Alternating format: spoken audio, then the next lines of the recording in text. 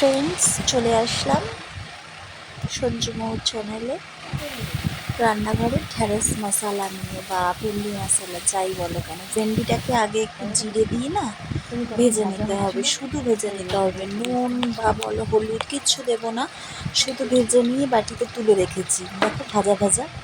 এবার একটুখানি রিফাইন তেল দিয়ে নিলাম পরিমাণ মতো।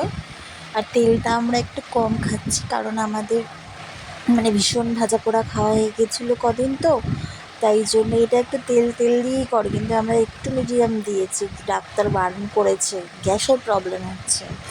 তো এবার দেখো পেঁয়াজ এরমভাবে ভেজে নিচ্ছি, আর রসুন থেতো করে দেওয়া হচ্ছে টমেটোর সাথে, এবার ভেজে নিচ্ছি। আগে কিন্তু তোমরা কিন্তু ঢ্যাঁড়সটাকে কিন্তু ছোটো ঢ্যাঁড়স হলে 2 ভাগ করবে, আর বড় হলে 3 ভাগ করে, ওরকম ডম করে ঢ্যাঁড়সটাকে কেটে নিয়ে আগে কিন্তু ভালো করে জলে ধুয়ে ভেজে নেবে, কোনো রকমের নুন হলুদ দেবে না। তারপর এটা হচ্ছে, তো দেখতে থাকো।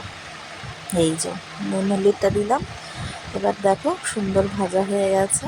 নুনটা দেওয়ার মাত্রই কিন্তু ভাজাটা সম্পূর্ণ হয়, নাহলে কিন্তু সেটা পুরোপুরি হয় না।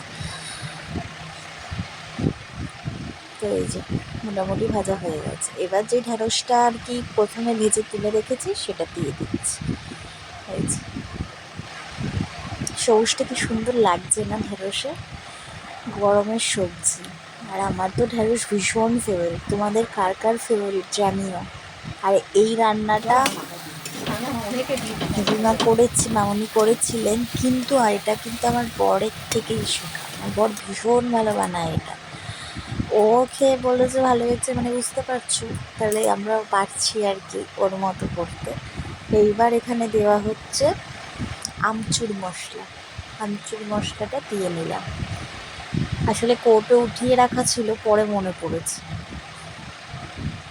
আমচুর মশলাটাই হচ্ছে এই রান্নার দুর্দান্ত স্বাদ এনে দেয়। তো ভালো করে আমচুর মশলা দিয়ে নাড়িয়ে নিচ্ছি।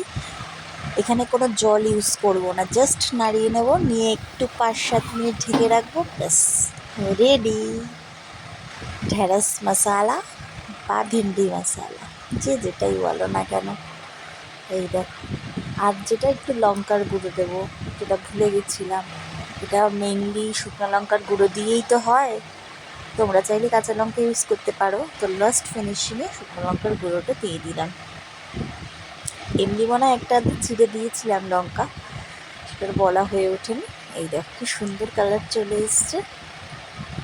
গরম ভাতে না, এটা রুটি দিয়ে বেশি ভালো লাগবে, হেভি লাগবে রুটি দিয়ে। আমরা রাত্রে ডিনার করেছিলাম, তো তোমরাও জানিও কীরকম লাগলো। ভালো লাগলে লাইক কমেন্ট শেয়ার করে দিয়ে, নতুন বন্ধুরা অবশ্যই কমেন্ট করো, পাশে থেকো।